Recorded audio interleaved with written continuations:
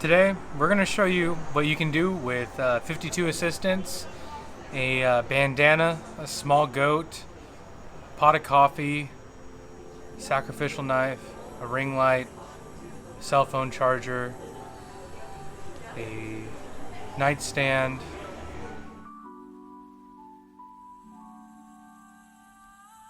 What's up, makers? Welcome back to the channel. My name is Nate Javier, and I'm super stoked you guys are here with me. I know a little while back we actually posted up a video of the bandana trick. I'm so tempted just to go back to the bit of bandanana. We hope you guys actually enjoyed that. It's a neat little ditty, and we want to show you exactly how we did it and how it can be done. For this effect, you do need a deck of cards, so those are your 52 assistants. You're going to need a bandana, and that's about it. And your mind. Probably somebody to perform it on too. It's kind of lame if you don't perform with somebody, but let's get into it. Alright, so for the effect, here's what happens. It's very similar to every other effect where you have somebody choose a card at will. In this case, it's the 6 of diamonds. It doesn't matter how you control it, but you should. In the video that we posted, I did use the key card control, and if you haven't figured out how to do that, we'll leave a link down below in the description, right by that subscribe button. Shameless plug. But we show you how to use the key card control, and for the video we put up, that's what we used. You should definitely check that out if you haven't done so already.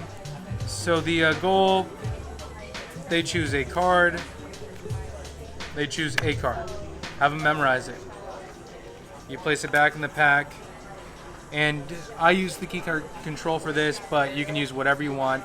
Your goal is actually just to get it back to the top, however possible. So once it's on top, you've done the dirty work. That's the hard bit. Next, you're going to have your bandana, which is already out. Somebody can inspect it if they really want to. They don't have to, but you can have them inspect it. And you're just going to simply flip the deck over end for end. So now it's face up in your hand. You tell them that you're going to try to find their card underneath the bandana. And this is the tricky part. This one's kind of big, but you should be able to hold the whole thing out on your hand. Now in this time, nothing's actually happening underneath. I like to make the joke, all right, I found your card. I have now reinserted back in the pack. Because that's just, people are laughing because nothing's happened. That's the fun part. In addition to it all, you're just getting your hands ready for the dirty work. Now at this time, I'm going to take the bandana away. Here's what I've been up to. Using my index finger, I've kind of pushed out the top card. I've literally just pushed it out probably about 1/4 of an inch away from the rest of the pack, underneath the cover of the bandana. We push it out a bit, and I grab onto it with my other fingers. So now I have a good hold on their card, which is on top of the pack, remember, which is now on your palm. And what's going to happen in a little bit, I'm going to grab the rest of the pack and leaving their card behind in my palm. This is perfect. So underneath, we're going to position it. It's clipped in your hand somehow, some way. Bandana's over. This is also an important note. With your bandana, you want to make sure the corners are jutting out towards your fingers. So you don't want it flat sides and whatnot. You want a corner towards the front, you want the corner towards the back, all that stuff. So we just get into position really quick. Alright. I'm going to grab the top of the deck. Everything except for their card. What I do is I pull it forward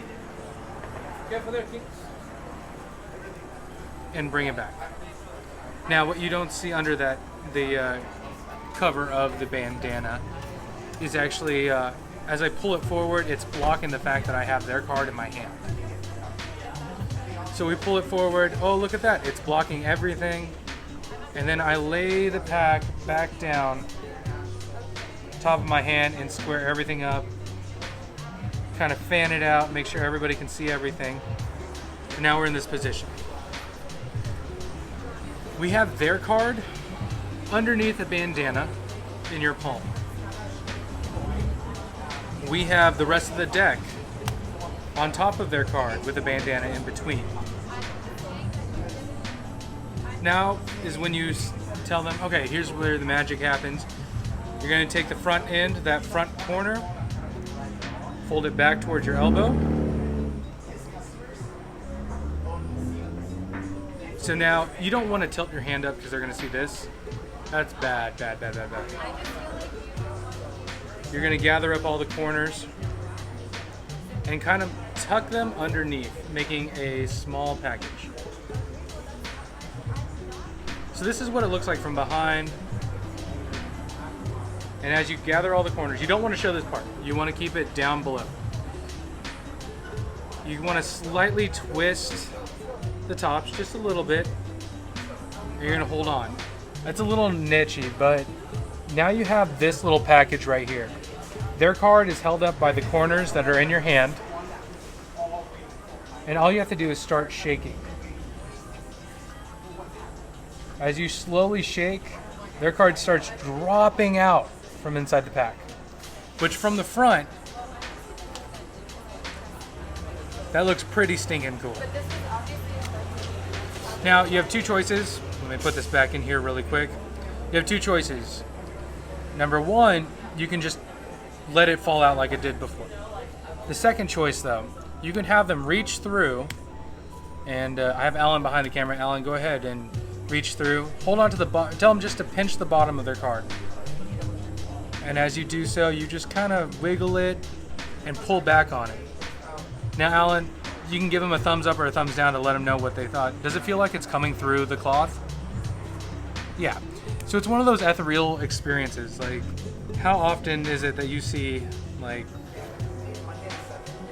that happen? After their card is out, you just kind of show them. You let it unravel a little bit. You show them that there's no breaks or anything. Let everything fall.